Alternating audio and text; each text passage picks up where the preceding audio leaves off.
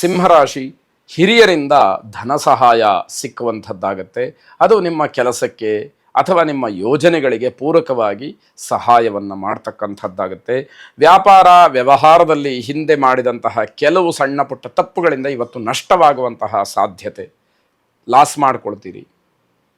ವಿವೇಕವನ್ನು ಮರೆತು ಪ್ರತಿ ದಿನವೂ ಹೀಗೇ ಇರುತ್ತೆ ಅಂತಕ್ಕಂತಹ ಯಾವುದೋ ಒಂದು ಅಹಂಭಾವ, ದುರಹಂಕಾರ ನಿಮ್ಮನ್ನು ಈ ದಿವಸ ಆ ಸ್ಥಿತಿಗೆ ತಂದು ನಿಲ್ಲಿಸುತ್ತೆ ಅನ್ನುವಂಥದ್ದು. ಯಾವುದೇ ಕೆಲಸದಲ್ಲಿ ಆಸಕ್ತಿ ಇರೋದಿಲ್ಲ. ನಷ್ಟವಾದಾಗ ಮನಸ್ಸು ತನ್ನ ಹಿಡಿತವನ್ನು ಕಳ್ಕೊಳ್ತಕ್ಕಂಥದ್ದು, ಕೋಪ ಬರ್ತಕ್ಕಂಥದ್ದು, ಅಥವಾ ಋಣಾತ್ಮಕವಾಗಿ ಆಲೋಚನೆಯನ್ನು ಮಾಡ್ತಕ್ಕಂಥದ್ದು, ಯಾವುದೋ ಕೆಟ್ಟ ಕೆಟ್ಟ ನಿರ್ಧಾರಗಳನ್ನು ಮಾಡ್ತಕ್ಕಂಥದ್ದು, ಇದೆಲ್ಲದಕ್ಕೂ ಕೂಡ ಕಾರಣ ಆಗಬಹುದು. ಕಬ್ಬಿಣದ ವ್ಯಾಪಾರಿಗಳಿಗೆ ನಷ್ಟವಾಗ್ತಕ್ಕಂಥದ್ದು ಶನೈಶ್ಚರನ ಪ್ರಭಾವ, ಇದು ಗೊತ್ತಿರಬೇಕು. ರಾಜಕೀಯ ವಿಚಾರಗಳಿಂದ ದೂರ ಇರಬೇಕು, ಇದು ರವಿಯ ಪ್ರಭಾವ. ಹಾಗಾಗಿ ಇವೆಲ್ಲವನ್ನ ನೀವು ಸರಿಯಾಗಿ ಮುಂದೆ ತೆಗೆದುಕೊಂಡು ಹೋಗ್ತಕ್ಕಂಥದ್ದು ಇದೆಯಲ್ಲ, ಅದೇ ಒಂದು ದೊಡ್ಡ ಸವಾಲಾಗಿ ಇರತಕ್ಕಂಥದ್ದು. ದೂರದ ಪ್ರಯಾಣದಿಂದ ನಿಮಗೆ ಸಂತಸ ಉಂಟಾಗತ್ತೆ, ಆದರೆ ಮನಸ್ಸಿರುವುದಿಲ್ಲ. ದೂರದೂರಿಗೆ ಹೋಗೋಕ್ಕೆ ಯಾವುದೇ ರೀತಿಯ ಆಸಕ್ತಿ ಇಲ್ಲದೇ ಇರತಕ್ಕಂಥದ್ದು. ಆಂಜನೇಯ ಸ್ವಾಮಿಯನ್ನು ವಿಶೇಷವಾಗಿ ಪ್ರಾರ್ಥನೆ ಮಾಡಿ ಶುಭವಾಗಿ. ಕನ್ಯಾರಾಶಿ, ಧಾರ್ಮಿಕ ಕೆಲಸಗಳನ್ನು ವಿರೋಧ ಮಾಡ್ತೀರಿ. ಆಶ್ಚರ್ಯವಾದರೂ ಕೂಡ ಸತ್ಯದ ಅನುಭವ ನಿಮಗೆ ಆಗ್ತಕ್ಕಂಥದ್ದು. ದೇವರೆಲ್ಲಿದ್ದಾನೆ, ಆ ದೇವರು ಏನು ಮಾಡ್ದ, ನಾನು ಎಷ್ಟು ದಿವಸ ದೇವರ ಕೆಲಸವನ್ನು ಮಾಡಿದ್ದಕ್ಕೆ ನನಗೇನಾಯಿತು, ಹೀಗೆಲ್ಲ ಪ್ರಶ್ನೆ ಮಾಡುವಂತಹ ಸ್ಥಿತಿಯನ್ನು ತಲುಪಿರ್ತೀರಿ. ನಿಮ್ಮ ಸ್ವಾರ್ಥಕ್ಕೋಸ್ಕರವಾಗಿ ದಿವ್ಯ ಶಕ್ತಿಯನ್ನು ದೂಷಣೆ ಮಾಡ್ತಕ್ಕಂಥದ್ದು ಒಳ್ಳೆಯದಲ್ಲ. ನೀವೇನು ತಪ್ಪು ಮಾಡಿದ್ದೀರಿ, ಯಾವ ರೀತಿಯಲ್ಲಿ ನಡ್ಕೊಳ್ತಾ ಇದ್ದೀರಿ ಅನ್ನೋದನ್ನು ಆತ್ಮಾವಲೋಕನವನ್ನು ಮೊದಲು ಮಾಡಿಕೊಳ್ಳಿ.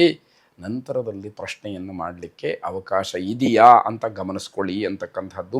ಪ್ರತಿಭೆಗೆ ತಕ್ಕ ಪ್ರತಿಫಲ ಸಿಕ್ಕದೇ ಇದ್ದಾಗ ಬೇಸರವಾಗ್ತಕ್ಕಂಥ ಇದು ಸಹಜ ಸ್ವಭಾವ. ನಾನು ಎಷ್ಟೋ ಕಷ್ಟಪಟ್ಟೆ, ನನಗೇನೂ ಆಗಲಿಲ್ಲ ಅಂತ. ಆದರೆ ಆ ಕಷ್ಟಪಡುವ ಹಿಂದೆ ನಿಮ್ಮ ವ್ಯವಸ್ಥೆ ಹೇಗಿದೆ ಅನ್ನುವಂಥದ್ದನ್ನು ಒಂದು ಕ್ಷಣ ಸರಿ ಮಾಡಿಕೊಳ್ಬೇಕಾದಂಥದ್ದು. ಕುಟುಂಬದಲ್ಲಿ ಅಗೌರವವನ್ನು ಅನುಭವಿಸ್ತೀರಿ. ಇದಕ್ಕೆ ಕಾರಣ ನಿಮ್ಮ ವರ್ತನೆ ಅಂತ ಹೇಳಿ ನೀವು ಯಾಕೆ ಭಾವಿಸಬಾರ್ದು, ಯಾಕೆ ಹಾಗೆ ಅಂದ್ಕೊಳ್ಬಾರ್ದು, ಅದನ್ನು ಗಮನಿಸಿ. ಅತಿಥಿಗಳ ಆಗಮನ ಬೇಸರವಾಗುತ್ತೆ. ನಿಮ್ಮದೇ ಆದಂತಹ ಕೆಲವು ತೊಂದರೆಗಳಲ್ಲೋ ಸಮಸ್ಯೆಗಳಲ್ಲೋ ಬೇಸರದಲ್ಲೋ ನೀವಿರ್ತೀರಿ. ಆಗ ಮನೆಗೆ ಯಾರೋ ಬರ್ತಾರೆ, ಅವರ ಬಗ್ಗೆಯೂ ಕೂಡ ನಿಮಗೆ ಬೇಸರವಾಗ್ತಕ್ಕಂಥದ್ದಾಗುತ್ತೆ. ಮನೆಯಲ್ಲಿ ಒಟ್ಟಾರೆ ನಕಾರಾತ್ಮಕವಾದಂತಹ ವಾತಾವರಣ. ಯಾವ ಕೆಲಸದಲ್ಲೂ ಶುಭ ಇಲ್ಲ, ಎಲ್ಲೂ ಸಂತೋಷ ಇಲ್ಲ, ಎಲ್ಲೂ ಮನಸ್ಸಿಗೆ ನೆಮ್ಮದಿ ಇಲ್ಲ, ಯಾವ ಕೆಲಸಕ್ಕೂ ಉತ್ಸಾಹ ಇಲ್ಲ. ಹಾಗಾಗಿ ಮನೆಯ ವಾತಾವರಣ ಚೆನ್ನಾಗಿಲ್ಲ ಅಂತ ಅರ್ಥವಾಗುತ್ತೆ. ಬಂಧುಗಳ ಜೊತೆಯಲ್ಲಿ ವಿಶ್ವಾಸದಿಂದ ಇರಬೇಕು. ನಿಮ್ಮ ವೈಯಕ್ತಿಕವಾದಂತಹ ಕಾರಣಕ್ಕೋಸ್ಕರವಾಗಿ ಬಂಧುಗಳ ಜೊತೆಯಲ್ಲಿ ನಿಷ್ಠುರವನ್ನು ಮಾಡಿಕೊಂಡ್ರೆ ಅದು ಶಾಶ್ವತವಾದಂತಹ ದ್ವೇಷಕ್ಕೆ, ಮನಸ್ತಾಪಕ್ಕೆ ಕಾರಣವಾಗುತ್ತೆ. ಈ ಎಚ್ಚರಿಕೆ ತಪ್ಪಿದ್ರಿ ಆ ನಷ್ಟವನ್ನು ನೀವೇ ಅನುಭವಿಸಬೇಕಾದಂಥದ್ದು. ಶ್ರೀರಾಮಚಂದ್ರನನ್ನು ಪ್ರಾರ್ಥನೆ ಮಾಡಿ ಶುಭವಾಗಿ. ತುಲಾರಾಶಿ, ಅಂದುಕೊಂಡಂತಹ ಕೆಲಸ ಪರಿಪೂರ್ಣವಾಗುತ್ತೆ, ಸಂತೋಷ ಪಡ್ತೀರಿ. ಇವೆಲ್ಲ ಸಹಜ ಸ್ವಾಭಾವಿಕವಾಗಿ ನಡೀತಕ್ಕಂತಹ ಪ್ರಕ್ರಿಯೆಗಳು. ನಾವು ಅಂದುಕೊಂಡಂತಹ ಕೆಲಸ ಆಯಿತು, ಸಹಜವಾಗಿ ಸಂತೋಷವಾಗುತ್ತೆ. ಆದರೆ ಈ ವಿಷಯದಲ್ಲಿ ವೈಶಿಷ್ಟ್ಯ ಏನು ಅಂತಂದರೆ, ಆ ಕೆಲಸ ಇವತ್ತೇ ಆಯ್ತಲ್ಲ ಅನ್ನುವಂಥದ್ದು ಗ್ರಹಗತಿಯ ಪ್ರಭಾವ, ಗ್ರಹಚಾರದ ಫಲ, ನಮ್ಮ ಅದೃಷ್ಟ, ದೈವಾನುಕೂಲ, ನಮ್ಮ ಪ್ರಾಮಾಣಿಕ ಪ್ರಯತ್ನ ಇವೆಲ್ಲವೂ ಒಟ್ಟಿಗೆ ಸೇರಿದಾಗ ಈ ರೀತಿಯ ಸಂತೋಷ ಬರುವುದಕ್ಕೆ, ಈ ರೀತಿಯ ಸಂತೋಷ ಸಿಕ್ಕದಕ್ಕೆ ಕಾರಣವಾಗ್ತಕ್ಕಂತಹ ದಿವಸ. ಇದನ್ನು ನಾವು ಅರಿಬೇಕಾದಂಥದ್ದು ಜ್ಯೋತಿಷದಲ್ಲಿ ಬಹಳ ಮುಖ್ಯವಾಗುತ್ತೆ ಎನ್ನುವಂಥದ್ದು. ವಾಹನದಿಂದ ಖರ್ಚು, ವಾಹನ ಏನೋ ದುರಸ್ತಿಗೆ ಬರುತ್ತೆ ಅಥವಾ ಇನ್ಯಾವುದೋ ಸಮಸ್ಯೆಗಳಾಗತ್ತೆ, ಅದರಿಂದ ವಾಹನದಿಂದ ಖರ್ಚಾಗುವಂಥದ್ದು. ಸಮಾಧಾನವಾಗಿದ್ದಂತಹ ಮನಸ್ಸಿಗೆ ಘಾಸಿಯಾಗ್ತಕ್ಕಂತಹ ಕೆಲವು ಸಂದರ್ಭಗಳು ಬರಬಹುದು. ಆದರೆ ವಿಚಾರವನ್ನು ತಿಳಿದು ಸರಿಯಾಗಿ ಅದರ ಬಗ್ಗೆ ವಿಮರ್ಶೆಯನ್ನು ಮಾಡಿದಾಗ ಮಾತ್ರ ಸರಿತಪ್ಪುಗಳ ಒಂದು ವಿವೇಚನೆಯಲ್ಲಿ ಗೊತ್ತಾಗ್ತಕ್ಕಂಥದ್ದು. ಮನೆಯಲ್ಲಿ ಸಂಭ್ರಮದ ವಾತಾವರಣಕ್ಕೆ ಭಂಗ ಬರಬಹುದು. ಮನೆಯಲ್ಲಿ ಏನೋ ಖುಷಿಯಾಗಿರ್ತೀರಿ, ಆದರೆ ಅದಕ್ಕೆ ಅಡ್ಡಿಯಾಗ್ತಕ್ಕಂತಹ ಯಾವುದೋ ಪ್ರಸಂಗ, ಸಂಬಂಧ ಪಡದೇ ಇರತಕ್ಕಂತಹ ಪ್ರಸಂಗ ಅಲ್ಲಿ ನಿಮಗೆ ಒದಗಿ ಬರಬಹುದು ಅಂತಕ್ಕಂಥದ್ದು.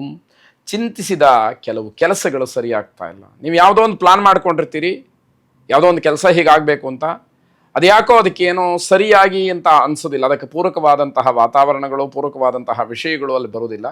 ಅದು ಒಂದು ಸ್ವಲ್ಪ ಬೇಸರವಾಗಬಹುದು. ಹಣ ಮತ್ತು ವ್ಯವಹಾರದಲ್ಲಿ ಅನುಕೂಲ ಆಗುವಂತಹ ದಿವಸ. ಕುಲದೇವರನ್ನು ವಿಶೇಷವಾಗಿ ಪ್ರಾರ್ಥನೆ ಮಾಡಿ ಕುಲಸ್ವಾಮಿಯ ಅನುಗ್ರಹದಿಂದ ಎಲ್ಲವೂ ಕೂಡ ನಿಮಗೆ ಶುಭವನ್ನು ತರಲಿ, ಒಳ್ಳೆಯದಾಗಿ. ವೃಶ್ಚಿಕ ರಾಶಿ, ಮನಸ್ಸಿಗೆ ಏನೋ ಒಂದು ರೀತಿಯ ಸಮಾಧಾನ ಸಿಕ್ಕುವಂತಹದ್ದು, ಮಾನಸಿಕವಾದ ನೆಮ್ಮದಿ ಇದೆಯಪ್ಪ ಅಂತ ಹೇಳಿ ನಿಟ್ಟುಸಿರು ಬಿಡ್ತಕ್ಕಂತಹ ದಿವಸ ಇದಾಗುತ್ತೆ.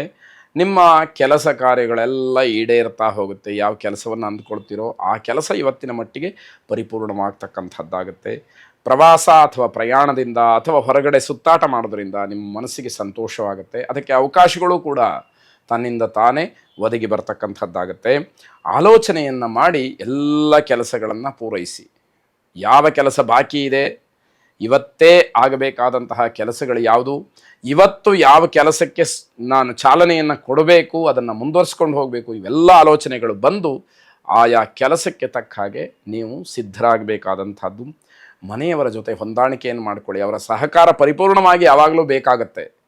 ಅಲ್ಲಿ ನೀವು ನಿಷ್ಠುರಾದ್ರಿ, ಅಲ್ಲಿ ಏನೋ ಗೊಂದಲವಾಯಿತು ಅಂತಂದರೆ ನಿಮಗೆ ಅಷ್ಟೊಂದು ಸುಲಭ ಸಾಧ್ಯವಾಗುವಂತಹ ಕೆಲಸಗಳು ಇರುವುದಿಲ್ಲ ಅಂತ ಅರ್ಥ.